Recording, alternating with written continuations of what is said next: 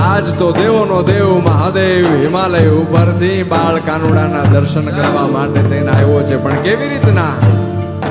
એક જોગીનું રૂપ ધારણ કરી.